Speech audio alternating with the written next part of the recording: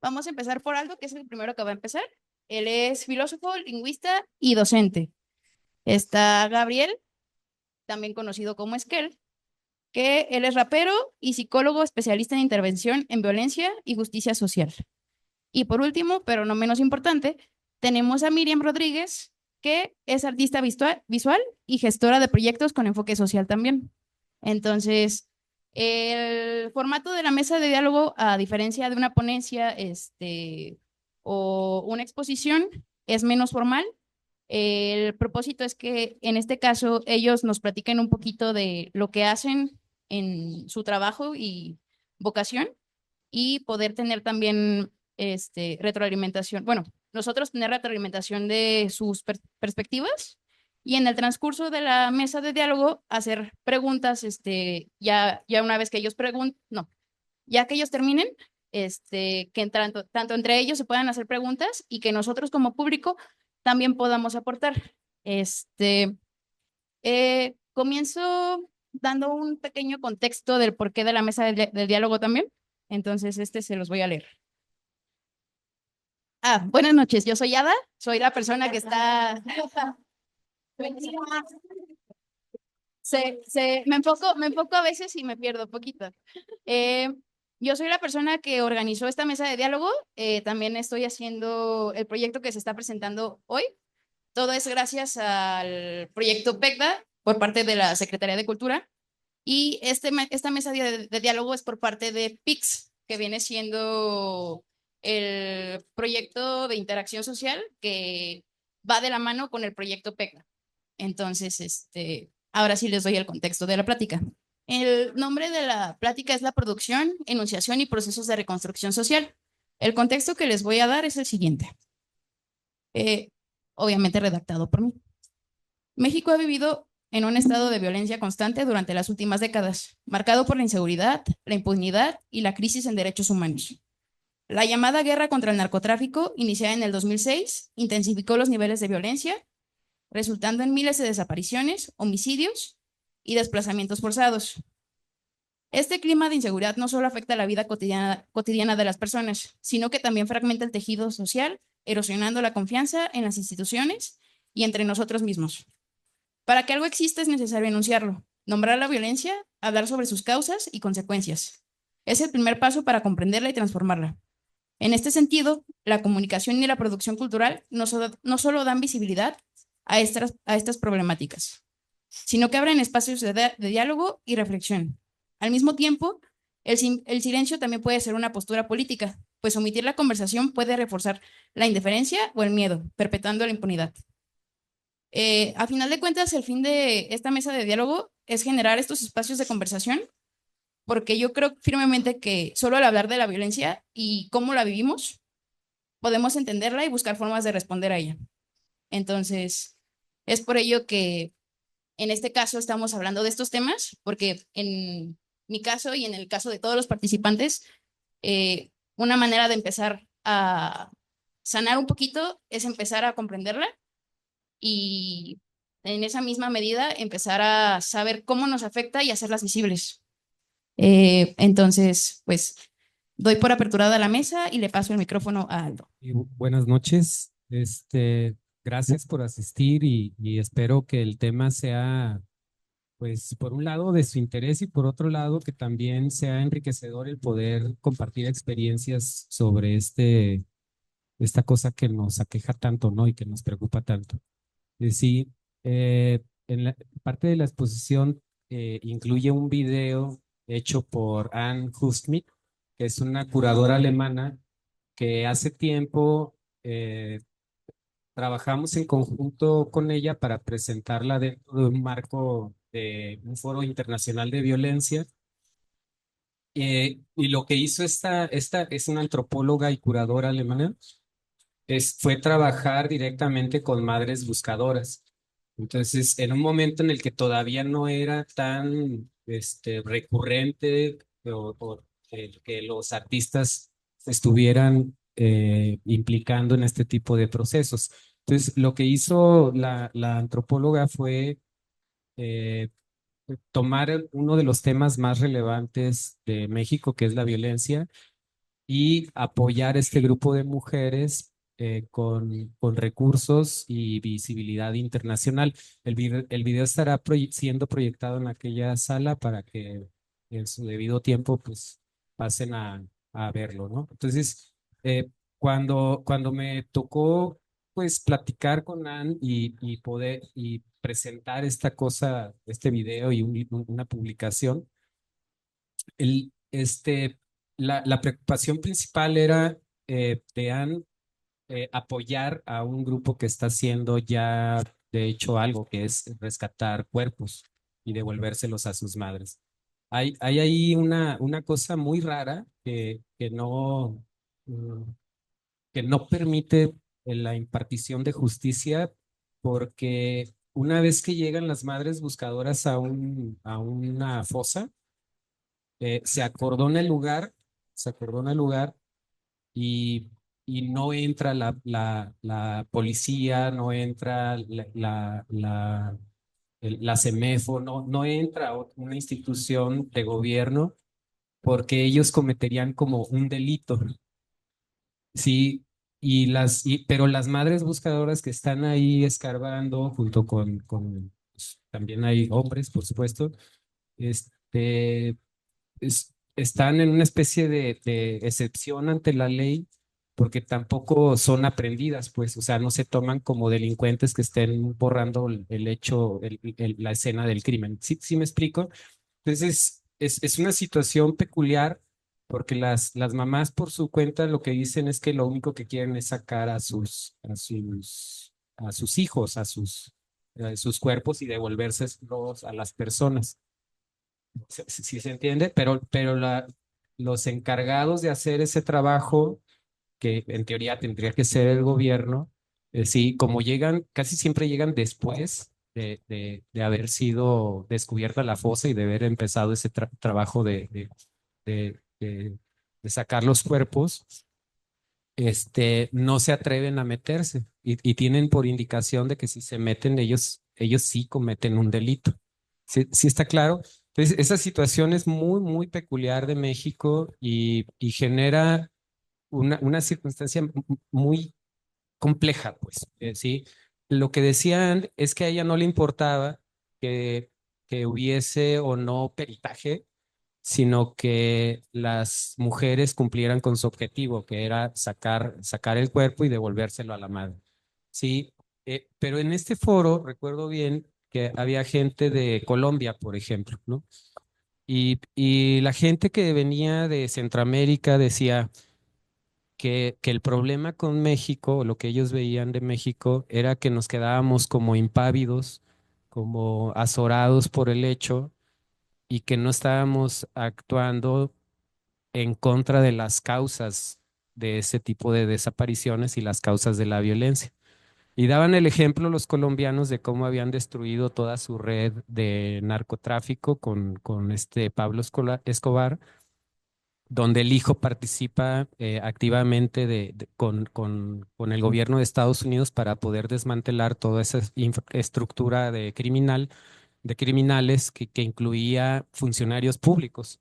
Sí, lo que hicieron fue procesar a esos narcos, congelar todas las cuentas de todas las personas que habían recibido dinero del narco eh, y, y a los diputados, senadores, a los policías que habían recibido dinero, procesarlos penalmente. O sea, que fue una cosa escandalosa porque era más del 50% de los funcionarios públicos, llevando procesos penales de décadas, ¿no? Después de eso. Entonces ellos decían o presumían que habían acabado con esa red de criminalidad. En parte es cierto, en parte no, porque Colombia sigue siendo un productor mundial de cocaína hasta la fecha y sigue siendo, teniendo narcotráfico. Pero lo que sí pasó con después de esa destrucción de esa infraestructura, fue que algunos de las fuerzas como paramilitares o fuerzas de defensa que tenían y que estaban al servicio del narcotráfico, se empezaron a venir a México y a ponerse al servicio de grupos de criminales, principalmente de la familia michoacana, que para defenderse la familia michoacana de los Zetas en particular, después de que se meten a Michoacán, como no tenían ese tipo de estrategias ni ese tipo ni de armamento ni de preparación para enfrentarse a un grupo criminal tan violento como los Zetas, empezaron a contratar personas que estaban especializadas ya de décadas atrás, sí, para ese tipo de, pues de guerrilla, o sea, es un tipo de guerrilla entre narcotraficantes, ¿sí? Este, sí, sí está claro, estoy tratando de poner como en contexto la situación, sí, y de eso quisiera hablar un poco, porque además me implica a mí y a mi familia, que somos de Tierra Caliente y que es justo donde uno de los núcleos principales generadores de la violencia y que pareciera que es endémica, o sea, se piensa a veces de esta manera como determinante. Sin embargo, hay causas de esa violencia que deben de ser expuestas y que ahorita yo creo que podemos platicarla entre todos, ¿no? Sí, las causas principales de la violencia en Michoacán es pues la pobreza. O sea, si lo decimos de una forma como simple, llana, incluso bruta, sería eso, ¿no? Pero ¿qué tipo de pobreza lleva a este tipo de prácticas? Sí, Michoacán a principios del siglo XX quedó fuera de una especie de plan nacional de desarrollo moderno, fuera de un plan, por ejemplo, del Porfiriato, de un plan después de Lázaro Cárdenas, que después quiso reparar Lázaro Cárdenas. eh, Repartiendo tierras a los agraristas y eso generó un problema mucho mayor en toda Tierra Caliente porque, porque estaban organizadas estas tierras en grandes ejidatarios que se habían vuelto como una especie de caciques. Los ejidatarios michoacanos que tenían muchas tierras y mucho dinero tenían a su servicio a personas con armamento y llegaron a tener incluso como sus propias, como cárceles dentro de sus terrenos. Sí, entonces cuando Lázaro Cárdenas les dice a los campesinos que ellos tienen derecho a la tierra si la trabajan y empieza a repartir tierras, hay un movimiento de respuesta de estos caciques. Sí, está claro, allí es uno de los primeros brotes de violencia a nivel, pues, nacional. Sí, eh, por si esto fuera poco, cuando ya llega un plan por parte de la federación y meten un ferrocarril, que es alrededor de 1946, meten un ferrocarril que llega a Patzingán en particular, se desarrolla una especie de organización de agricultores en esa región, en la primera mitad, a finales en el 47 se desarrolla, sí, que es la comunidad de Tepalcatepec, se llama el lugar, que incluía, sí, a ver si ahorita en Google Maps no las iba a presentar Ada. Incluye una red que es de distribución y de producción de cosas que son pues, ag- agropecuarias, ¿no? O sea, de productos de siembra, ¿no? Le meten bastante dinero, desarrollan ciudades nuevas, son ciudades perfectamente cuadriculadas. Sí, desarrollan una serie de acueductos junto con las vías del tren y esperan entonces empezar a exportar los productos de los agropecuarios. Es decir, esa infraestructura décadas después será la misma que generará toda la producción de marihuana y de opio de la región. ¿Sí está claro? Pero ¿cómo transitaron de ser sembradores de maíz, de granos, de frutos? Porque además si es tierra caliente es porque que hace mucho calor, o sea, todo el año están entre 35 y 40 grados y no hay inviernos, ¿no? Entonces se pueden sembrar productos tropicales a media sierra, o sea, está como dentro de un hoyo, como a nivel del mar, pero entre sierras. Esa es la característica de la región. Entonces se incluye la región, que ese grupo de agricultores, Tepalcatepec, Apatzingán, Aguililla y llega hasta Cualcomán. Ya tenían los michoacanos un antecedente de brotes de violencia, pero por otras razones, posrevolucionarias, cristeras también, y había algo que llamaré acá, igual lo comentamos, sí, un tipo de violencia eh, que era parte de su hábitus, sí, este, todavía no existía este tipo de violencia institucionalizada donde el gobierno de manera deliberada elige cuál pueblo defender o cuál grupo de narcos defender en función de un plan que tiene la federación para debilitar unos y fortalecer otros. Ese es otro tipo de violencia, ¿no? Entonces, esta violencia que le podemos llamar ritual es de un hábito, que sería lo que ahora se entiende por el macho, o sea, el macho, ¿no? Aquel que además en esa época está empistolado, o sea, está acostumbrado a armamento, pistolas, sí, y que tiene como prácticas cosas tan bárbaras como que no se pueden ver dos hombres de frente, porque si eso pasa, se tienen que agredir verbal, física y finalmente eh, enfrentarse a balazos, ¿no? Sí, las guerras entre familias eran muy comunes y los índices de homicidios en la primera década en la primera mitad del siglo XX son incluso mucho más altos que los que tenemos con la guerra contra el narco. ¿Sí está claro?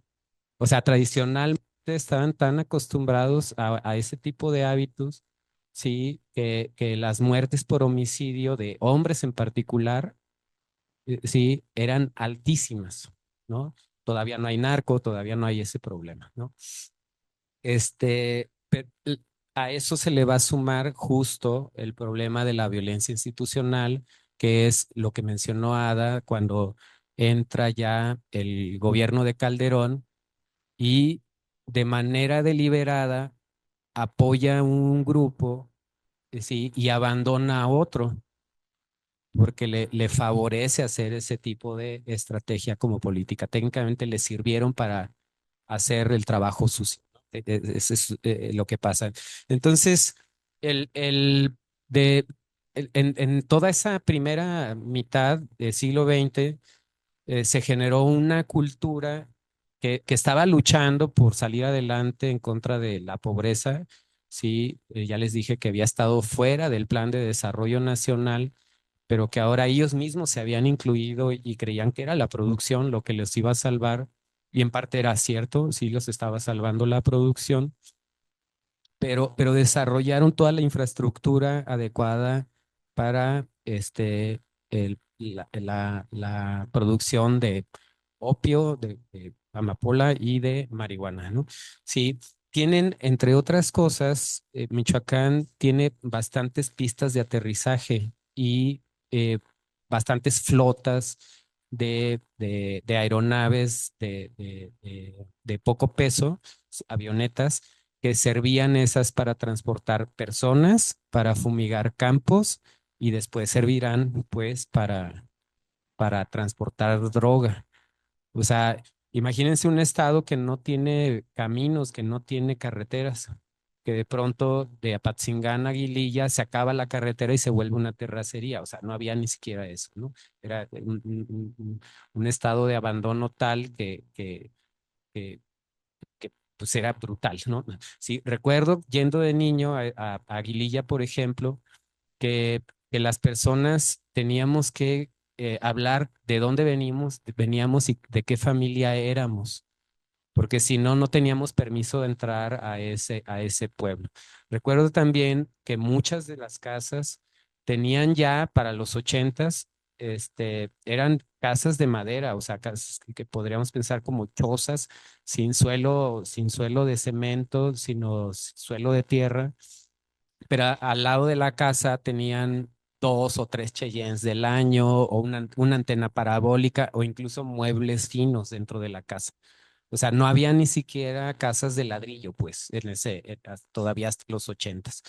Sí, después empiezan a meter toda la infraestructura y sí es el narco el que desarrolla toda esa infraestructura. Esa es una característica también principal de esa región y de todo lo que se llamó la familia michoacana, de que se dio a la tarea de ser bien querido por la población.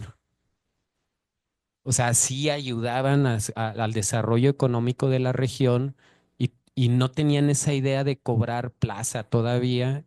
Eso aparece después de los ochentas. ¿Sí está claro? Sí, o sea, después de los ochentas es particularmente con los Zetas y después con Templarios y con el cártel Jalisco Nueva Generación, que se desarrolla esta estrategia absurda que ahora incluye a todas las ciudades de todo México, donde cada grupo criminal dice que ese es su territorio y que todos debemos pagarles por comercializar o por tener una vida en ese territorio, lo cual es una completa locura, ¿no? Este, pero bueno, volviendo al problema de la violencia en Tierra Caliente, que es sí, como muy, muy peculiar y que es un ejemplo muy claro de algo que desarrolló sobre todo en el norte y en la frontera sur, sí, este, los grupos de narcos que se establecen ya en la segunda mitad empiezan a tener literalmente, sí, un narcogobierno, una relación directa con gobernantes, con diputados y tener con la policía. La misma policía es la que escolta al narco, la que protege al narco en esa región. Sí, sí empiezan a recibir dinero, protección por los servicios públicos que deberían en teoría estar al servicio de la protección de la población, no del narcotráfico, ¿no? Este, eh, Antes de que surgiera esa cosa de la plaza, insisto, ¿no? O sea, creían que tenían todo controlado porque lo que ellos querían era asegurar que su producto se iba a seguir generando en esa región e iba a seguir llegando sin problemas vía ese sistema de avionetas, de aviones a Estados Unidos, ¿no? O sea, querían que estuviese como protegido y sin problemas.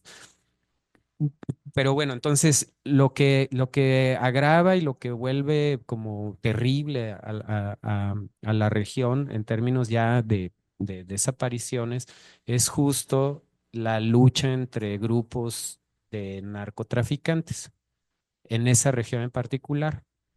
Sí, la familia michoacana quiere como protegerse, contrata a esos grupos de mercenarios de Centroamérica, pero tienen una lucha casada hasta la fecha desde Aguililla hasta Cualcomán, que es hacia la sierra, y de ahí se baja hacia la costa, que sería, termina en la placita. En ese lugar, yo creo que hasta la fecha nadie se puede meter por los problemas tan graves que hay de lucha por el territorio entre templarios, Jalisco Nueva Generación y este grupo de la familia, que todavía quedan algunos. Sí, aunque ahorita ya no sé cómo esté la cosa, tengo muchos años que no voy, ¿no? Por su parte, otro grupo, otro nicho de producción de opio en particular y de marihuana se da en la parte norte de México, en Baja California. Sí, la peculiaridad de Baja California fue que, distinto de Michoacán, era el mismo gobernador el que tenía la tierra y la producción del opio y de la marihuana en Baja California Norte. Sí, entonces ahí la lucha no era contra un grupo en particular, ¿no? Sino que estaba monopolizado por este personaje. Se llama, bueno, empieza muy pronto y hay una serie de personajes. Sí, allí se me olvidó el nombre de este señor. Sí, eh, pero es como muy alineada la producción, distribución y venta hacia Estados Unidos, de Michoacán a Baja California y de ahí al paso a Estados Unidos. Sí, este, la cosa es que hasta los ochentas no se tenía una idea o no se tenía un registro de tantas desapariciones y de tantas fosas clandestinas. Después de los ochentas es cuando empieza esa práctica y sí es verdad que las primeras víctimas de esas prácticas sí estaban relacionadas directamente con el crimen. Nada más que se volvió más grave con esta cosa de los Zetas, porque desarrollaron toda esa eh, cultura de la como necrófila o explícita, donde exponían ya cabezas, cuerpos, partes de cuerpos, embolsados, letreros en puentes y todas esas cosas, como advirtiendo que ahí ellos mandaban. Sí, sí está claro. Eh, lo más problemático fue cuando México pasó de ser solamente, o esa región pasó de ser solamente un lugar de producción de droga y de exportación de droga a un lugar de consumo de droga y a un lugar de dominio de plazas. Sí, o sea, sí es verdad que nosotros, o sea, los ciudadanos, con nuestro consumo irresponsable, hemos aceptado e incluido dentro de nuestra cotidianidad al narco y a la plaza. Sí, y eso ha agravado bastante la situación, porque cualquier persona que diga algo en estas regiones en contra del narco, o cualquier persona que haga algo a favor de la población sin tener el consentimiento del narco, se vuelve de inmediato un enemigo del narco, cuando no necesariamente, o sea, la ayuda social no tiene el objetivo de ir en contra del narco. La cosa esta, o el caso de las madres buscadoras, nuevamente es excepcional, porque es el mismo narco el que les habla y les dice eh, que tienen una fosa en tal lugar. Y las mamás dicen que es un angelito. O sea, han como resignificado ese tipo de llamadas anónimas, y sí, bajo a la luz de un cristianismo, por supuesto, y de muy sui generis, en el que suponen que la persona que les está hablando y diciendo dónde hay una fosa nueva, tiene alguna especie de remordimiento de conciencia y está siendo generoso y bueno con ellas al decirles dónde están los cadáveres. No está tan claro si esto es así. Pero las mamás tampoco es que estén interesadas en saberlo, lo que quieren es recuperar el cadáver. Sí, entonces lo más probable, pensando muy mal, en el peor de los casos posibles, es que el narco esté utilizando a las mismas madres para deshacerse del hecho de deshacerse de las pruebas, pues. ¿Sí está claro? ¿Sí me explico? O sea, si yo sé que allí en un lugar, yo y mi grupo criminal, sembramos y metimos unos cuerpos, sí, y no quiero que haya peritaje, una forma fácil de limpiar esa escena es hablarles a las madres buscadoras, lo cual es terrible. Por supuesto que ninguna madre tiene por objetivo limpiarles la escena a los narcos. Insisto, para ellas son personas con remordimiento de conciencia que les están diciendo dónde están sus hijos. ¿Sí? Bueno, tengo una serie de datos ahí que podríamos ver acá. Los índices de mortalidad en esta región. eh, bueno, este es ya más reciente, es del 97 al 2020.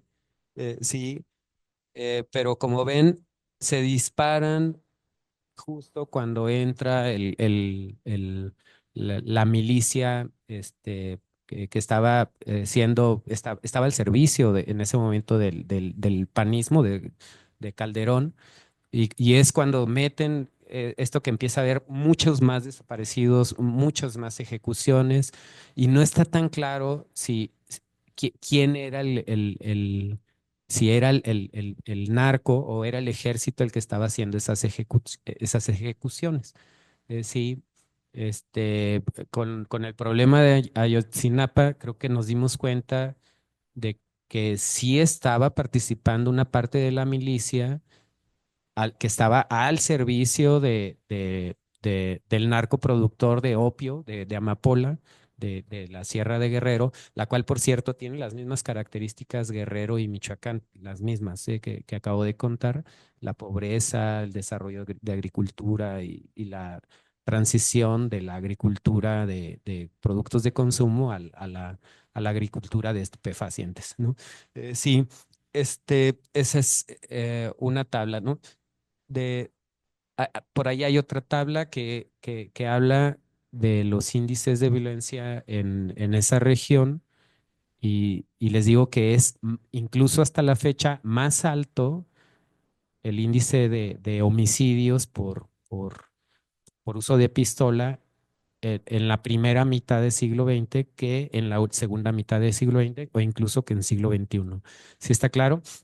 Bueno, en síntesis, lo que quería decir, presentar acá es que en esta región que estaba ya acostumbrada, sí, por un tipo de hábitus, por una violencia ritual, acostumbrada a la violencia, al asesinato, se le suma después un tipo de violencia institucionalizada que comienza con la organización de agricultores dedicados a la producción de droga y asociados con el gobierno michoacano.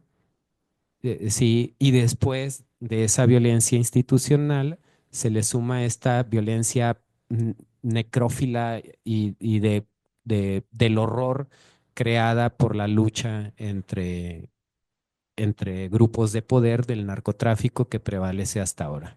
Sí, bueno, de mi parte sería todo y si quieren lo dejo así como para no dar más como datos, sí, y esperando poder después dialogar con los compañeros y con ustedes.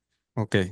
Nada más, que sí me gustaría que quedara claro, ¿no? Como una cuestión bien, bien particular sobre el escenario actual y el lugar en el que los colectivos de buscadores y buscadoras tienen como al margen de las instituciones. O sea, para empezar, fueron los colectivos de buscadoras quienes apoyaron, crearon la ley en materia de desaparición forzada. O sea, son los colectivos los que hicieron ese marco legal. Y ahora lo decías muy bien, a diferencia de Colombia, en México no se atacan las consecuencias o los causantes de esas consecuencias. ¿Por qué?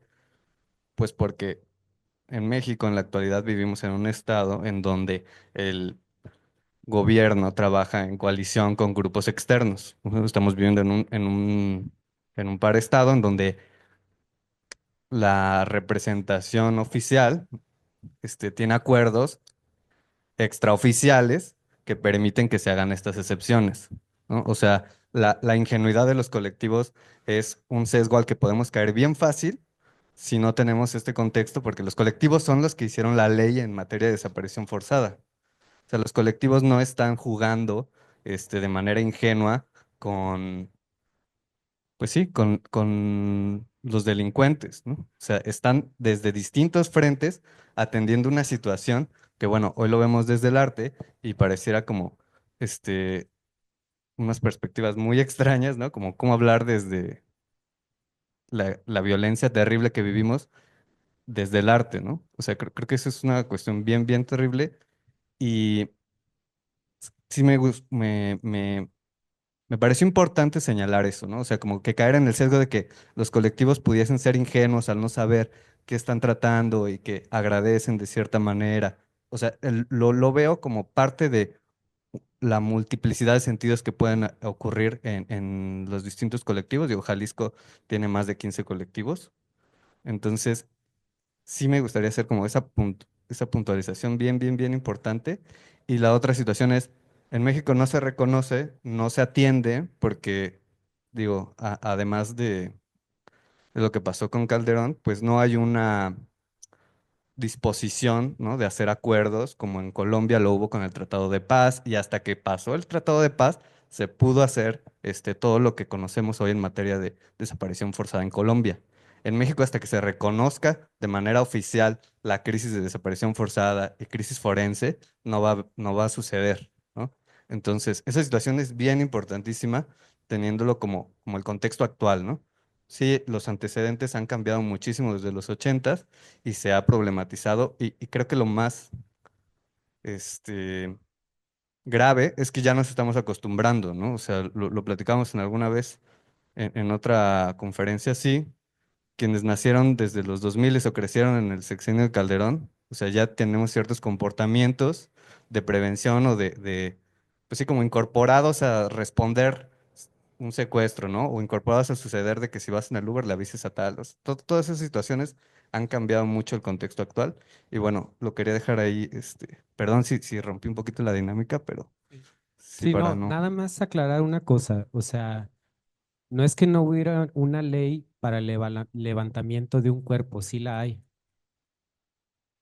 Lo que no había era la idea de una fosa con 300 personas, eso no había una respuesta adecuada a eso. O sea, claro que hay una institución encargada del levantamiento de un cuerpo, que es por un lado la CEMEFO y por otro lado un área dedicada al peritaje, que hace el cuadriculado, que hace el levantamiento de ese cuadriculado de partes mínimas, que toma huellas y todo eso. Sí lo hay.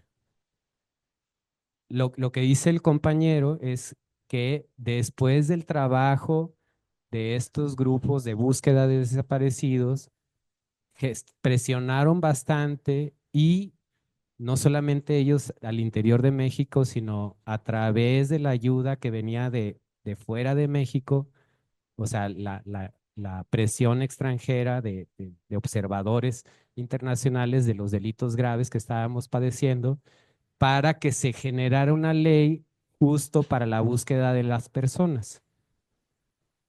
¿Sí está claro? O sea, claro que independientemente de esa ley, que es muy nueva, muy reciente, hay todo un marco legal y un par de instituciones encargadas de hacer ese trabajo.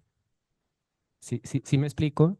Y lo que estoy diciendo es que lo que verán en el video de Anne Hushmit, que cuando se hace este video, todavía no hay como una organización tal que permita el trabajo de peritaje. Todavía no.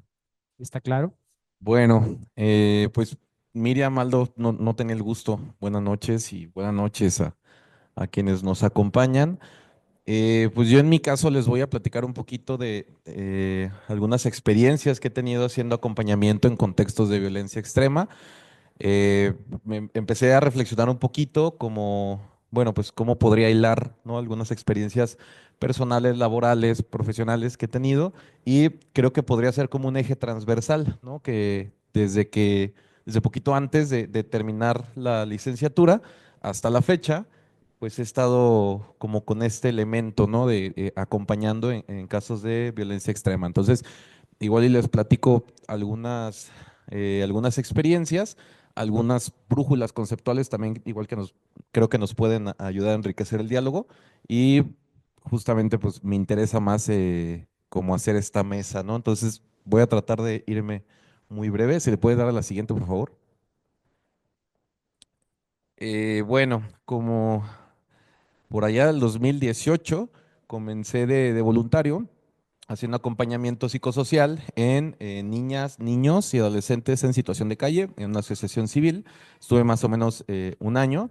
Era más como un acompañamiento pedagógico para la elaboración de tareas, etcétera, ¿no? Y pues desde ahí obviamente llevan saliendo como situaciones de violencia estructural, aunque no las digamos, no las teorizaba tanto. Después comencé a colaborar con una asociación civil llamada Ubuntu, en donde hacía talleres de rap. Ya les mencionaba, Ada, que en mis ratos libres también le juego al rapero. Entonces hice talleres de rap y mentoría para adolescentes en situación de riesgo por violencia estructural, ¿no? Y hay un elemento clave en un municipio llamado Jamay, allá como para Chapala. Y bueno, después estuve haciendo acompañamiento a personas que tienen un familiar desaparecido en el estado de Jalisco, en la institución DIF Jalisco, y ya, bueno, las dos últimas son unas asociaciones civiles en las que actualmente estoy colaborando. En una de ellas, que se llama Prosociedad, doy terapia grupal con componentes conductual contextual, perdón, para jóvenes en situación de riesgo como prevención primaria y secundaria, a jóvenes que están en situación de institucionalización, es decir, jóvenes adolescentes que están en albergues, terapia grupal a jóvenes en situación de reinserción social. ¿Qué significa esto? Bueno, juventudes que estaban privados de su libertad, actualmente están bajo condición, ¿cómo se llama? Libertad condicional, y como una condicionante tienen que ir a un proceso terapéutico. Y actualmente también se incorporaron algunos grupos de hombres que cuentan con denuncias por violencia familiar y o de género, ¿no? Y en otra asociación con la que colaboro también, pues imparto talleres para adolescentes que están en situación, perdón, de institucionalización, y jóvenes que están privados en su libertad en contextos carcelarios, como prevención primaria y secundaria de violencia sexual infantil. Y también está en construcción apenas en un proyecto de acompañamiento a adolescentes que tienen un familiar desaparecido, pero como todo está en construcción, igual no lo agregué, pero les quería pues chismear un poquito. Y bueno, me voy a centrar un poquito cuando hice el acompañamiento con personas que tienen un familiar desaparecido. Les quiero compartir ahí como una recomendación conceptual, porque en la carrera de psicología tradicionalmente se trabaja, y posiblemente lo han visto por ahí en algunos TikToks o no sé, con las etapas del duelo que lo propone Elizabeth Kubler-Ross, en la que habla de 5 etapas, que me corrigen si me equivoco, pero es la de, ¿qué era? Negación, ira, negociación, depresión y aceptación, ¿no? Entonces habla de que son estos 5 escalones en los que hay que pasar como de manera lineal para tener como un proceso de duelo sano, ¿no? Ella puntualiza, Elizabeth Kubler-Ross, en el libro de La Rueda de la Vida, que no es necesario acudir a un proceso terapéutico para un duelo no complicado, al menos, ¿no? Hay que puntualizar eso. Después, Stroop genera digamos, un proceso, un modelo de proceso de duelo en el que dice, bueno, no necesariamente son pasos lineales, sino que hay, digamos, como una especie de etapa emocional y etapa de reestructuración. Y en ese sentido hace como una metáfora de ping pong, ¿no? Que a ratos estoy aquí, como en la parte emocional, a ratos estoy en la parte en la que me estoy reconfigurando, reestructurando ante la pérdida.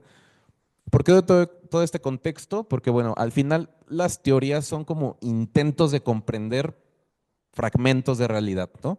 Entonces, como todas las teorías, ni son buenas ni son malas, solo que tienen límites y tienen alcances. Entonces, si se fijan, estos dos modelos de duelo no alcanzan a explicar del todo qué pasa cuando una persona está desaparecida. Y esto es un error muy, bueno, no un error, digamos, es una imprecisión conceptual muy grave. ¿Por qué? Porque entonces, en algunos espacios en donde me he encontrado, cuando se habla sobre personas que están desaparecidas, pues inmediatamente meten el DSM-5 y Elizabeth Kubler-Ross hablando de duelo. Y esto es pues una imprecisión muy grave. ¿Por qué? Porque al hablar de duelo, digamos que simbólicamente estamos matando a la persona, ¿no? Porque no tenemos claro si sigue con vida, si ya no está con vida, pero al hablar de duelo, de alguna manera ya estamos intentando como cerrarlo simbólicamente, y esto es muy grave.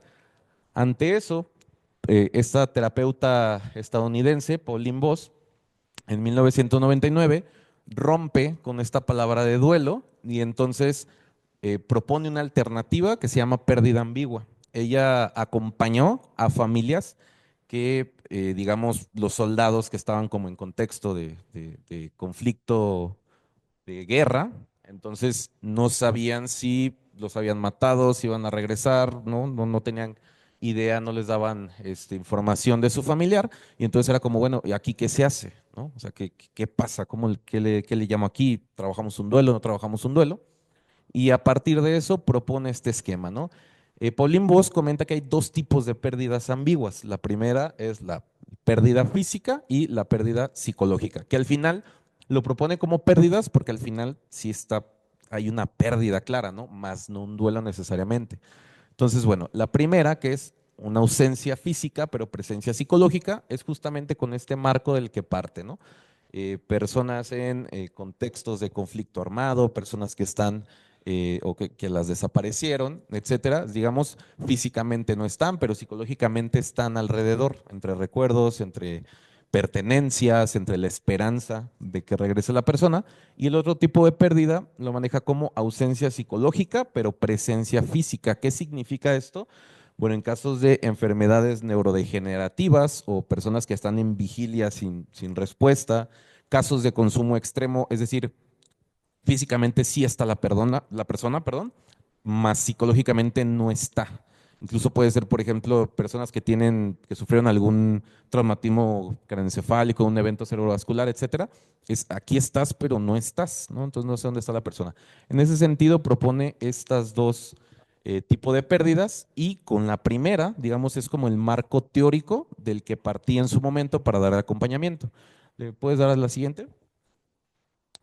Y no, atrás, esa mera, gracias. Para, digamos, la metodología o el acompañamiento, pues recibí una capacitación del Comité Internacional de la Cruz Roja para acompañar a familiares de personas desaparecidas, en el que, bueno, sin entrar en tanto tecnicismo y para no extenderme más, digamos que los separan en tres niveles, que no necesariamente son lineales ni jerárquicos, sino simplemente son tres niveles que se van reconfigurando, que es en el plano comunitario, desde la estigmatización, ¿no? De que tiene a alguna persona desaparecida, porque entonces entran como estas hipótesis no probadas de en qué estaba metido, quizás es una familia peligrosa y entonces algo pasó y bueno, existe como todo este estigma, este abandono social.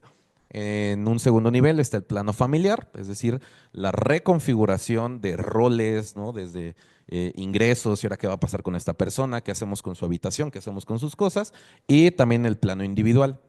Pauline Boss proponía, o bueno, más bien comentaba, uno de los elementos de las teorías es que a mayor incertidumbre hay mayor desgaste, hay mayor, digamos, síntomas de ansiedad, hay más dolor, hay más angustia, a mayor incertidumbre. ¿Qué significa esto?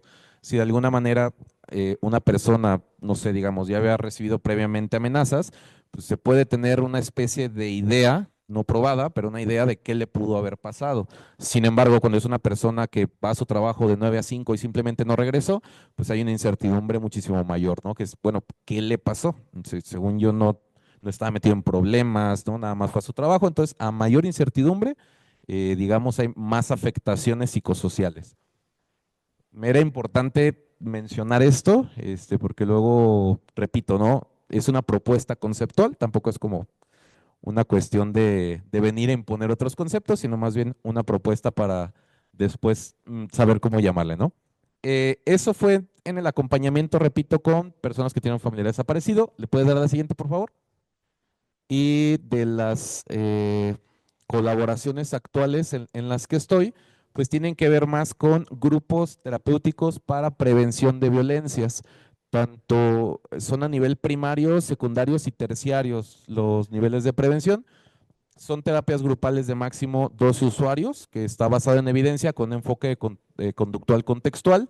Aparte de las sesiones terapéuticas, se les otorga, bueno, se les lleva a cabo una mentoría integral con otro compañero que da seguimiento como a casos más específicos y adquisición de habilidades terapéuticas y un monto económico y sesiones de capacitación de emprendimiento y empleabilidad solo en el caso de las personas que están en reinserción social, es decir, personas que estuvieron privadas de su libertad.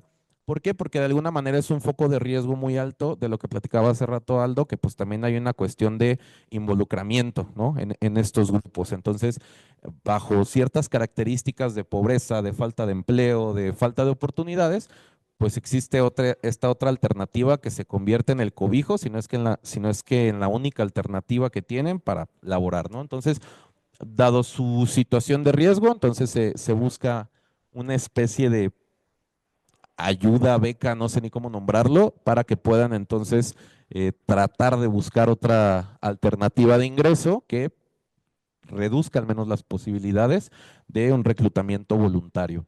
¿Le pasa a la siguiente, por favor? Y para prevención de violencia sexual, son talleres grupales para máximo 20 adolescentes. Somos dos facilitadores, un facilitador, una facilitadora al frente.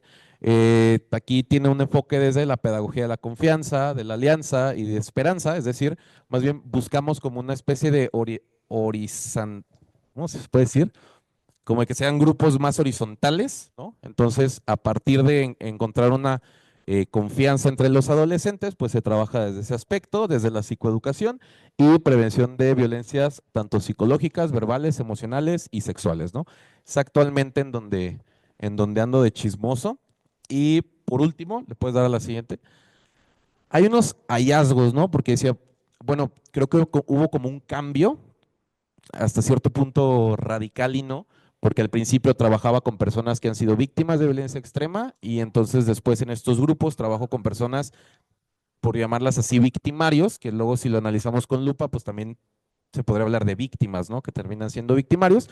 Y pues algunas de las hipótesis que yo planteaba en todo este aprendizaje en contextos de violencia extrema, pues lo dividí en dos ejes, ¿no? La primera, una cuestión que luego parece como el elefante en la habitación, ¿no? Que entonces como que se habla, como que no se habla, pero pues sí me parece importante ponerlo sobre la mesa. Hay una inminente responsabilidad del Estado en todos estos contextos de violencia, ¿no? Y creo que hay que empezar a nombrarlo como tal. En un primer momento, el tema del acceso a la justicia, quién la tiene y justicia desde cualquier tipo, porque entonces algunos casos de personas que se han involucrado en actividades delictivas, en muchos de ellos tienen una historia en el que no tuvieron un acceso a la justicia desde un nombramiento institucional, buscan alternativas para hacer justicia por propia mano, ¿no? Entonces, de ahí hay un grave problema. También, siguiendo en esta línea de la responsabilidad desde el Estado, pues el colapso laboral y escolar, ¿no? Al no encontrar otras posibilidades, pues se vuelve un reclutamiento forzado, también incluso a base de engaños, en estos mismos grupos de los que hace rato mencionaba Aldo. Por otra parte, pues la violencia institucional que existe, desde cómo toman denuncias, desde cómo tratan los casos, en el caso de que hay una persona que presuntamente está desaparecida, entonces dice, no, pues espérate 72 horas para comenzar la búsqueda y pues eso es una violencia terrible, ¿no? Porque incluso también pierden altas posibilidades de encontrar a la persona en vida. Eh, Otro elemento, ¿no? Que me parece yo creo el más grave de todos, el involucramiento de servidores, servidoras públicos en casos de violencias, ¿no? Incluso en casos de desaparición forzada. Hace no mucho publicaron un artículo de ahí de Cooks, hay un departamento de investigación sobre violencias y desapariciones, y se hablaba que en el 2024 al menos hay 364 supuestos servidores públicos involucrados en casos de desaparición forzada. Y hago énfasis, no 364 desapariciones, 364 posibles servidores públicos que están involucrados en desaparición forzada, ¿no? Entonces, esto es un problema muy, muy grave, porque entonces si hablamos de exigir justicia a la, digamos, a la fiscalía o a las autoridades, y son las autoridades las que están repartiendo esta clase de violencias, pues es como pedirle al ratero tu cartera, ¿no? Entonces, eso lo vuelve como un gran problema de saber por dónde comenzar.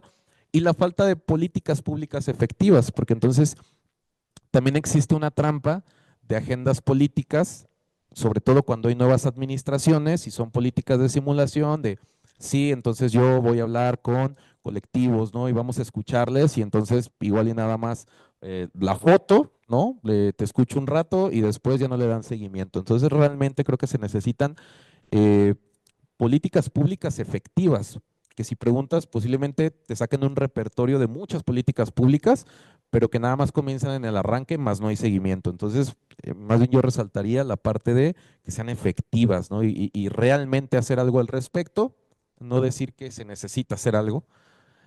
Y bueno, por otra parte, menos importante, creo que debía ser el círculo un poquito más pequeño, ¿no? Porque yo, al menos yo, y ahorita lo podemos dialogar también, pues veo más responsabilidad de aquel lado. Por otra parte, hay una responsabilidad social muy importante, desde igual un posicionamiento político, porque a nivel sociedad, pues si existe un interés por las injusticias sociales, pues en teoría no hay injusticia social, ¿no? Si no hay un interés colectivo, pues eso también, digamos, hace un terreno fértil de falta de justicia. La desensibilización que hemos adoptado a las violencias, quizás también puede ser una respuesta psicológica, como una forma de, no sé, no afrontar un escenario tan terrorífico de necropolítica, como lo mencionaba Aldo, en el que estamos viviendo, pero pues creo que es importante también comenzar a sensibilizarnos, a romper con estos discursos revictimizantes e individualistas sobre, bueno, ¿por qué la persona le está pasando eso? ¿No? Es que, bueno, es que la persona, uno de los mayores mitos, ¿no? En algo estaba metido, ¿no? De gratis no es, y por más que existe evidencia que es toda una estrategia económica de desaparición forzada, de reclutamiento forzado, pues hay un montón de discursos sociales en donde se sigue individualizando todas estas violencias, ¿no? Y todos estos desastres sociales. Y pues también hay una responsabilidad muy grande sobre el poder y cómo funciona el poder y el dinero como una vida exitosa. Tengo un compañero de la Asociación Civil de Aurora que él planteaba una hipótesis muy interesante. Él trabajó con jóvenes en Juárez. Entonces él decía, bueno, pues hay un eje, hay digamos tres vertientes, que es el poder, el reconocimiento y poder, reconocimiento y fama, ¿no? Entonces, pues hay personas que dependiendo de la clase social en la que se desarrollan, pues hay personas que desde que nacen ya lo obtienen, ¿no? Lo único que necesitan hacer es respirar para acceder a este imaginario de vida exitosa. Pero entonces hay otras juventudes desde otra clase social que no lo tienen, pero que también es, digamos, una brújula a perseguir, decir, esa es la vida exitosa, ¿no? Y si yo no tengo eso, entonces soy un don nadie. Y en esa búsqueda, pues encuentran alternativas para llegar a esa vida. Lamentablemente, en muchas ocasiones es a través de actividades delictivas. En ese sentido, también creo que hay una responsabilidad personal y social sobre lo que hemos construido en el imaginario a través de discursos y acciones de cuál es la vida exitosa, porque claramente genera presiones sobre las demás personas, ¿no? Entonces, también me fue muy importante poner sobre la mesa la responsabilidad que tenemos como sociedad, perdón, para pues no nada más caer en un deseo paternalista del Estado que venga a resolvernos el mundo, que por supuesto que tiene una responsabilidad muy grande, pero también creo que como sociedad tenemos mucho por hacer. Muchas gracias. Primero quería felicitar a Ada por su proyecto y por su pieza, porque creo que es muy importante que como artista, y entiendo que desde lo que pasó, que tu papá fue el que desapareció, tomes el arte como un medio para expresarte y que espero que te haya servido mucho y que estés orgullosa de esto. Un aplauso para Ada.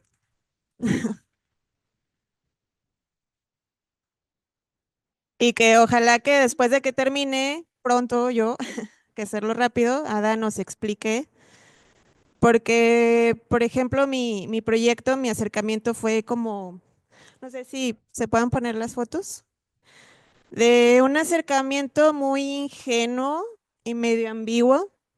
Yo no tengo ningún familiar desaparecido, afortunadamente, eh, pero por una cosa que una amiga me invitó a organizar, dijo, quiero apoyar a alguien vendiendo ilustración y arte. Y me trajo a la mesa como de, están las mamás de busca de familiares desaparecidos y la mayoría de ellas se quedan con los niños, sus nietos y no tienen los recursos, ¿no? Entonces hay que apoyarlas y dije, va. Y fue en el COVID. Bueno, ella es Febe, es del colectivo Fundej, trabajé con con el colectivo Fundej. Y entonces, en pandemia, a mí me tocó llevar el evento sola porque pandemia, y conocí a Guadalupe Aguilar y a Lupita Ayala, que fueron a exponer que hacía el colectivo Fundej para poder así que entendiera la gente a lo que iba a donar su dinero, ¿no? Bueno, comprar la obra y ese dinero se iba a donar. Y las conocí y conversamos y desde ahí empezó una relación. Entonces empezamos a vernos en restaurantes, en cafés para entregarles el dinero y así abiertamente me empezaron a platicar como lo que ellas hacían y su vida cotidiana y me impactó mucho. Empaticé, yo creo que de más. Y le dije ingenuamente a la señora Guadalupe Aguilar que yo le ayudaba en lo que pudiera. Y entonces me dijo que ella tenía la inquietud de hacer un registro por escrito de todas las historias y todas las mamás, padres, o sea, personas con familiares desaparecidos, escribirlas para tener un registro. Y yo le dije, yo lo hago. Y entonces empecé a ir a CEMEFO porque se juntaba el colectivo, se sigue juntando los martes allá afuera a hacer búsquedas y ella me fue guiando como con quién acercarme, con la persona que quisiera hablar conmigo y yo me llevé mi celular para grabar y solo les hacía la pregunta de qué había pasado. Para esto no tenía como recursos, no estaba enterada de alguna convocatoria o algo así que me diera pues el dinero para entregarles algo digno. Y yo les dije que lo iba a intentar, pero no sabía si iba a poder, pero de todos modos lo iba a hacer, ¿no? Sea como sea. Y me di cuenta que solo preguntándoles qué había pasado ese día, cada una me contaba una historia completamente distinta para quitarnos el estigma de que en algo andaban. Todas fueron muy distintas. Fueron solo, entonces hice un libro. Me apoyó el PECDA, lo que ganó ADA ahorita. Metí el proyecto. Mi asesora, afortunadamente, fue Mónica Shida. Yo no la conocía. Bravo. Y hicimos clic y qué bueno que ella estaba ayudándome porque siempre se necesita como un agente externo para que te diga que, o sea, en el caso como del arte, obviamente yo estaba muy impactada y estaba muy sensible por todo lo que escuchaba y a veces perdía noción como de qué era lo correcto, ¿no? Y que cómo lo tenía que presentar y cómo hacerlo, porque mi intención nunca fue presentar o hacer denuncias sobre la violencia. Quería como replicar lo que me había pasado a mí cuando me contaban ellas sus historias y supe que tenía que hacer como una contranarrativa de la violencia y que tenía que contar la historia que ellas querían y hacer lo mejor posible para darle el toque de cada una de lo que me iban contando. No sé si se pueden ir pasando las fotos, hay fotos de ellas. Entonces hice este libro que se llama Poder Blando y Poder Blando justo es un término que que se usa en relaciones internacionales para convencer al otro de hacer lo que uno quiere, pero sin el uso de la coerción o la fuerza, ¿no? Y esto lo usé porque la señora Guadalupe justo me decía que iba a las fosas y estaban CEMEFO buscando los cuerpos, excavando, y ella junto con el colectivo les llevaban comida, les llevaban refresco para que siguieran haciendo bien su trabajo. Entonces ahí relacioné el término de poder blando, que ellas es algo que utilizan mucho, porque son muy inteligentes y saben de qué manera poder llegar a las instituciones y que hagan lo que les toca hacer, ¿no?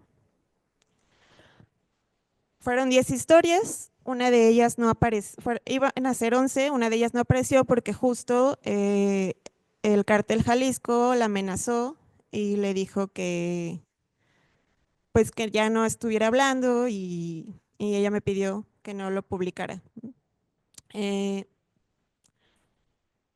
Por ejemplo, eso fuera de CEMEFO. También como parte del libro yo agregué retratos de ellas y de ellos con sus hijos y les di estos retratos que aparecen en el libro, los originales, que es la persona buscadora y el familiar desaparecido. Y ellas los están usando, de hecho, los ponen en altares que ponen en sus casas. Les ponen velas, les rezan. Algunos de ellos ya los encontraron, que son los menos. Pero bueno, después me prestaron estos retratos para mostrarlos en la exposición, porque se presentó el libro junto con estos retratos en el Museo de Arte de Zapopan, que Mónica Ashida me ayudó muchísimo para que se pudiera lograr eso, porque también las instituciones como museos pues tienen miedo de presentar este tipo de proyectos, ¿no? Porque, por ejemplo, Semefo se molestó de que se hablara en esas historias de que no hacían el trabajo y que eran muy crueles, ¿no? Por ejemplo, esta hojita son las que les dan a ellos para empezar a, pues, es que los cuerpos, la mayoría están en segmentos. Entonces, las mamás, los familiares, tienen que entrar a Semefo, ver fotos de segmentos y reconocer a sus hijos así. Y les dan estas hojitas, entonces van marcando con este marcatextos amarillo la parte de sus familiares. Pero es tanta la desconfianza en la institución que ellas tienen un cuaderno donde aprenden estos códigos que usan en Semefo y los van replicando en sus páginas de su cuaderno. Y a partir de esto pedí permiso porque me impactó mucho que me dijeron justo esta hojita es de Lupita Ayala, que ya encontró a su hijo. Le faltó el antebrazo, pero bueno, así son las cosas. Y me decía que pudo reconocer a su hijo porque, bueno, no lo reconoció en ese momento, pero les presentan en la fosa del Mirador, había, perdón que lo mencione así, pero así es, 106 cabezas. Entonces, les enseñaban a los familiares estas 106 cabezas en proyecciones para ver si reconocían a sus hijos, pero obviamente con el paso del tiempo todas se parecían y el impacto es tremendo, ¿no?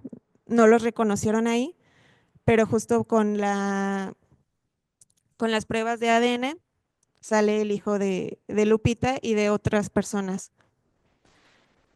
Y les pedí, me dijo Lupita que si yo quería, podía ir a ver esas fotos y así hacer una representación de esto, pero le dije que no, porque yo no iba a ver lo mismo que ellas y ellos. O sea, yo solo iba a ver cuerpos y no era una manera ética, ni responsable, ni sensible de que yo fueran a hacer dibujos de eso. Entonces, lo que hice fue, no sé si,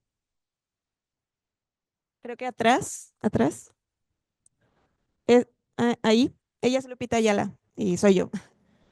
El día de la exposición hice esta representación como de una huella de estas 106 cabezas que se encontraron. Y lo hice como en una hoja como de cuaderno, dando pues esta representación que ellas hacen sus búsquedas, ¿no? Todo fue con permiso y les pareció bien. Y también me parecía importante mostrar esto para que, o sea, sí es violento, pero también es una forma de reconocer el trabajo que ellas hacen, ¿no? Y que para nada se compara a lo que vemos con lo que ellas ven y son sus hijos. Bueno, a mí lo que me interesó después fue que usé mis recursos porque, por ejemplo, mi mamá es psicóloga y en el Museo de Arte de Zapopan te piden como actividades paralelas y, por ejemplo, la actividad que está haciendo Ada también me la pidieron a mí. Y entonces usé el recurso de mi mamá como psicóloga, como terapeuta, para hacer una sesión con ellas sobre dibujos y de sus, o sea, como que entre todo esto, darles como una luz y poder representar, usar el arte, usar el dibujo como medio de expresión. Y también en el MAS hubo actividades con los nietos y con ellas para formar vínculos, porque, bueno, más que nada él va a saber que es que la familia se fragmenta y que ellas están solas y no las entienden, y también ellos, la familia sufre una pérdida porque ya no está presente esa buscadora, ¿no? Porque solo está buscando a su hijo, ¿no? Ahí está el nieto de Lupita Ayala, es el retrato de de su abuelita y su papá, y él estaba muy feliz. Estábamos haciendo pintura y cantando y abrazándonos y demás. Eh, Esos son los retratos de los familiares desaparecidos y esos son los altares que ponen en sus casas. Ahí están Lupita hablando el día de la exposición. Y bueno, ustedes como artistas, creo que cuando entramos a estudiar artes, como que todavía tenemos esta idea del artista como el centro, ¿no? Como el creador, como el que crea el objeto y wow, ¿no? ¿no? Y en estos casos creo que hay que utilizar el arte para que ellas sean la voz, que nosotros solo seamos un conducto y escuchar, siempre, siempre estar escuchando con mucho respeto, poner atención y, y que se puede, o sea, se puede hacer si nos proponemos, es de mucho trabajo eh, y a veces me siento muy ajena a esto y digo, ¿por qué estoy hablando? O porque me meto en estos temas. De hecho, fui antes del MAS, fui a otro museo en donde me dijeron, pues no me dieron el espacio, pero básicamente me dijeron que por qué yo iba a hablar de eso si no tenía un familiar desaparecido. Entonces pensé, tengo que esperar a hablar y empatizar y alzar la voz cuando me pase. Y si me pasa no voy a tener cabeza, o sea, ¿cómo voy a ponerme a producir arte? O sea, es absurdo, ¿no? Eh, Después se hicieron también otras pláticas con Rosana Reguillo, Javier Sicilia. De hecho, en la exposición, en la inauguración, pues las que más se les dio la voz y el auditorio fue a Lupita Ayala y Guadalupe Aguilar, y estaba el colectivo. Y bueno, ha tenido como muchas consecuencias buenas en ellas y en ellos. Ocurrió muy raro porque me pedían el día de la exposición que les pusiera mi firma en el libro y yo me sentía como muy rara, pero, pero me decían, es que yo quiero tenerlo porque yo aquí aparezco y quiero tener tu nombre como para que sepan que alguien escribió de mí, ¿no? Y pues bueno, no soy muy buena para hilar cosas. Ahí está la actividad, ahí. Pues fue muy padre lo que vino después. Y de hecho, Mónica y yo estamos trabajando en un nuevo proyecto eh, con la intención es trabajar con todos los colectivos, pero bueno, después cuando lo desarrollemos esperamos que lo difundamos y pues pasarles la voz y estén presentes. Habíamos mencionado un punto en particular que es la impartición de justicia. El problema es que no hay prosecución y terminación de los casos. O sea, no hay gente en la cárcel pagando como víctimas de esos delitos graves.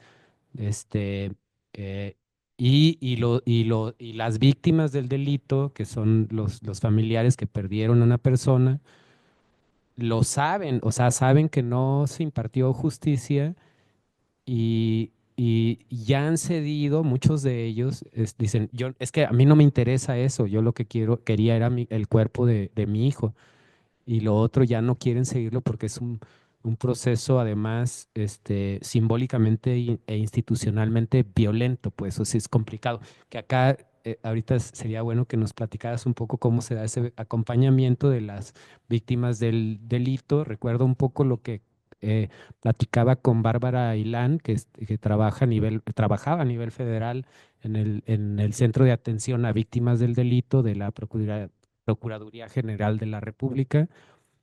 Y ella decía eso, que para ellos era muy importante que la persona supiera que se había metido y procesado al victimario, pues, este, y no solamente que se le entregaba pues, un cuerpo, pues, sino que lo otro era importante, ¿no? Entonces, ese sentimiento de que sabemos que no se está impartiendo justicia nos deja en un estado, perdón, pero como de, de falta de voluntad o de fuerza para hacer algo al respecto, porque es verdad que muchas personas ni siquiera denuncian, no tenemos una cultura de la denuncia. Pasa algo similar que con las víctimas del delito en abuso sexual y en violencia simbólica o física hacia las mujeres y niños, ¿no? Que las personas no denuncian porque saben que no se sigue el delito, ¿no? Esa es una, ¿no? Y lo otro es que en términos de justicia compensatoria, sí es verdad, Teo, que hace falta toda una cultura que diga, y no solamente se impartió justicia, sino que además se compensa el daño.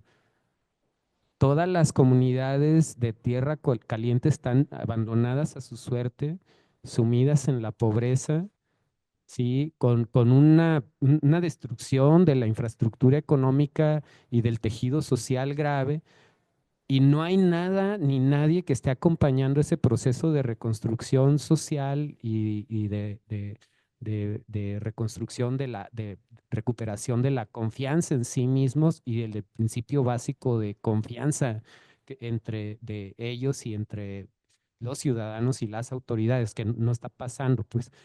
Sí. Y finalmente, el último concepto como muy, muy importante es el de justicia anamnética, que es el que ha trabajado muy bien Argentina con las madres buscadoras precisamente de Plaza de Mayo, también en España con las mujeres que buscan a los nietos ya de la lucha sucia esta del franquismo que les quitó a los hijos y que ni siquiera saben los hijos que son de sus hijas que son sus nietos, pues, o sea, porque se los dieron a familias de militares, algo muy parecido a lo que hicieron aquí en los 70s, que particularmente en Guadalajara hay un caso de registrado, entre muchos otros casos no registrados, de hijos o hijas de mujeres que estuvieron a favor de una guerrilla del 23 de septiembre y que de pronto desaparecieron esos niños, nadie sabe dónde quedaron y probablemente estén viviendo en la familia de un priista pues, por ahí que era el partido en el poder. Entonces, la justicia anamnética tendría que recordarnos que eso pasó, que no se impartió justicia, que es un caso que no debería de prescribir, porque no deben de prescribir esos crímenes, y que con todo y que hay un blindaje de los archivos de la nación, se blindan por 30 años cuando implican crímenes federales de lesa humanidad o de seguridad nacional, que por cierto, cuando Sergio Aguayo abren los archivos de la nación y puede meterse a esos registros, lo primero que dijo y denunció fue que todos los registros estaban tachados, todos estaban alterados. Entonces la investigación no se pudo seguir como debiera, porque probablemente los hijos y los nietos de estos victimarios pues están vivos, o sea, son personas que acumularon, sobre todo en Jalisco, mucho poder y mucha riqueza, ¿sí? Porque son familias de prestigio, pues, del priismo de hace 30, 40 años, sí, y que ahora o sea, hay esa especie como de olvido de que, o sea, como que si al paso del tiempo el dinero y el poder se purificara, muy raro, ¿sí? Y no hay un señalamiento o no hay un compromiso por parte de estas familias para pedir disculpas. Sé que es un poco raro, ¿no? Pero eh, este, no se puede gozar de un poder y de una riqueza que fue heredada como producto de una violencia tan grave como ese tipo de violencias, pues. Sí, y ahí entraría la cosa de la justicia compensatoria, ¿no? En el caso que mencionaba del narco colombiano, es el mismo hijo el que pide disculpas.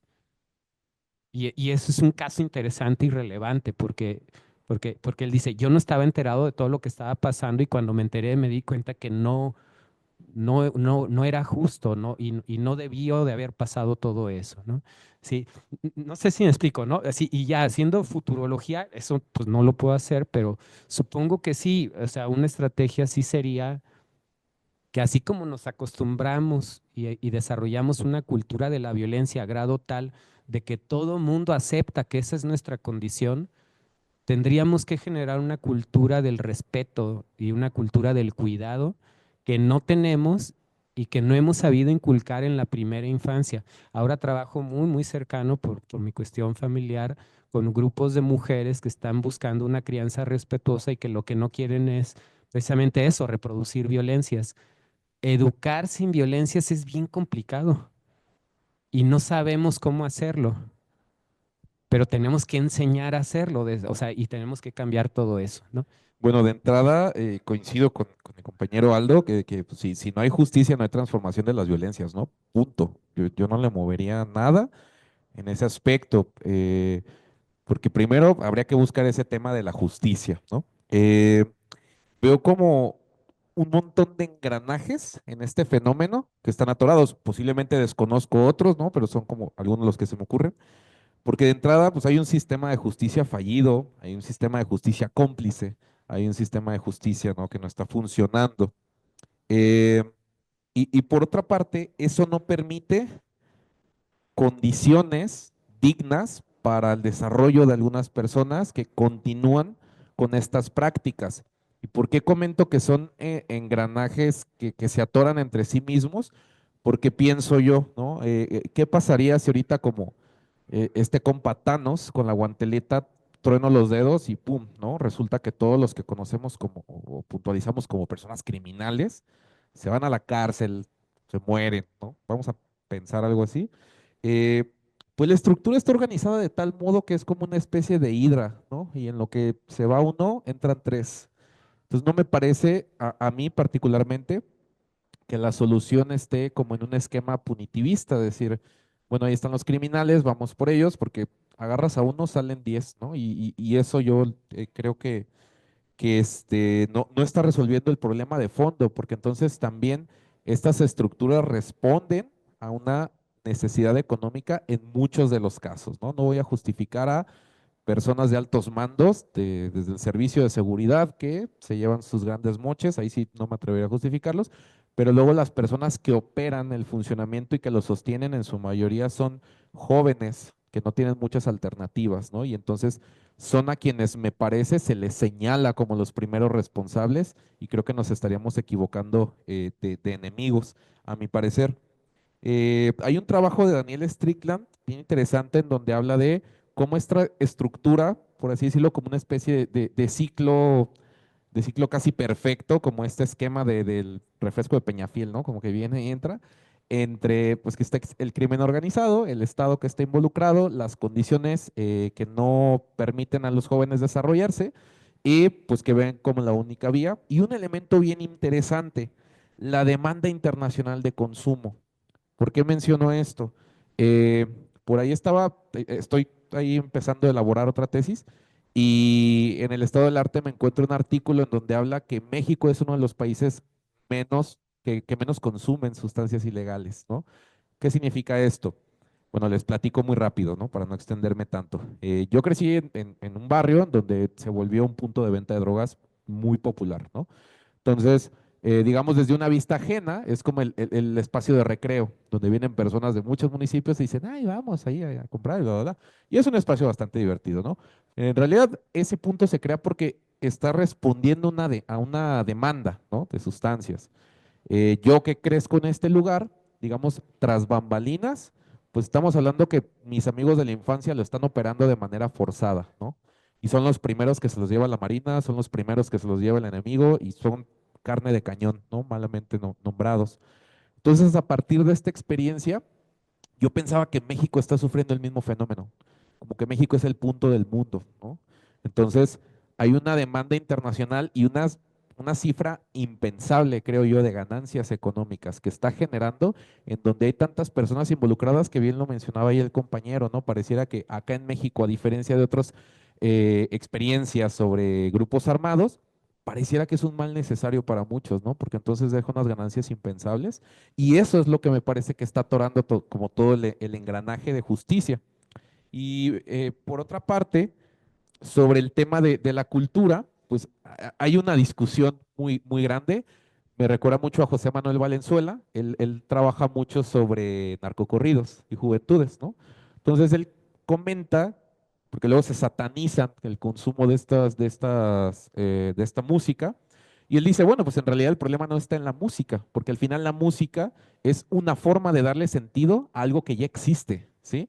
No es como que si dejamos los narcocorridos ya no existe el narcotráfico, sino que a partir de que existe el narcotráfico, existen narcocorridos, ¿sí?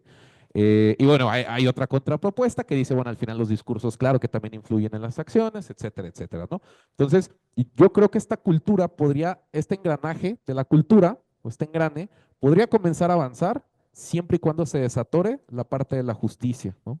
Y para la parte de la justicia, tampoco para quedarnos sola en la problematización y irnos de aquí bien agüitados, pues también creo que es necesaria una organización social, ¿no? Y una organización colectiva sobre estas injusticias, porque como que estar esperando a cuentagotas que alguien, una figura heroica desde el Estado o desde otra cara, venga y nos lo resuelva este panorama, creo que no podría estar sucediendo a menos de que haya otro interés económico político de por medio y en ese sentido queda a medias como el caso del Felipe Calderón, ¿no? Entonces, sí creo que solo bajo una organización social que comencemos a hablar de esto, a exigirlo, claro, desde nuestras posibilidades y en medida de lo posible, pues podríamos hablar entonces de una reestructuración de justicia y que digo, si el día de mañana, supongamos, se termina todo este escenario terrorífico de violencia en el que vivimos, yo sí veo a México décadas después hablando todavía de reconstrucción, ¿no? Y hasta entonces podríamos hablar de esta distancia para decir, ay, güey, ¿qué onda? ¿Dónde estaba? ¿No? Incluso lo pienso, por ejemplo, en Ciudad Juárez, ¿no? Cuando puntualmente había una situación de violencia extrema muy grande. No es como que ahorita esté tranquilo, pero definitivamente cambió. Eh, pues hubo todo un reto social para volver a habitar el espacio público. Y hasta que se retomaron las calles, hasta que ya no existía ese panorama, comenzaron a dimensionar de wow los niveles de violencia en los que estábamos, pero lo veo ahora que ya no estoy ahí. Entonces, actualmente creo que ni siquiera lo alcanzamos a dimensionar por lo que tú comentas, porque lo estamos viviendo, ¿no? Y es como preguntarle a un pez qué es el agua. Si nunca ha estado fuera de ella, difícilmente la podremos dimensionar. Y hasta pienso que ahorita actuamos hasta por supervivencia, ¿no? Hasta de repente hablar de estos temas ya implica como cierto, ay, güey, mi seguridad, con quién lo estoy hablando, ojalá no esté aquí una persona que no debe escucharlo. Pareciera que hacer cualquier cosa ya molesta a alguien más, como tú decías que lo conviertes en tu enemigo por estar respirando, ¿no? Y esos son unos niveles de paranoia tan grandes que posiblemente hasta décadas después, si es que, y espero que sí, llegue a terminar como todo este espectro, seguro no me van a dar, no me van a alcanzar los ojos ni la vida para estar entonces hablando de cómo se vivía el contexto de violencia, al menos en estos tiempos. Bueno, ya para concluir, a los que están estudiando artes, artistas, busquen Arte Útil, que es suben proyectos de arte de índole social que dan una retribución real, económica a grupos vulnerables, ¿no?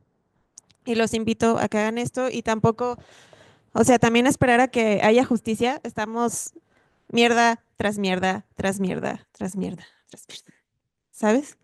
Entonces, sí hay cosas que hacer, si hay tanta violencia, si hay tantos discursos de violencia, entonces tenemos que hacer todo lo contrario, ¿no?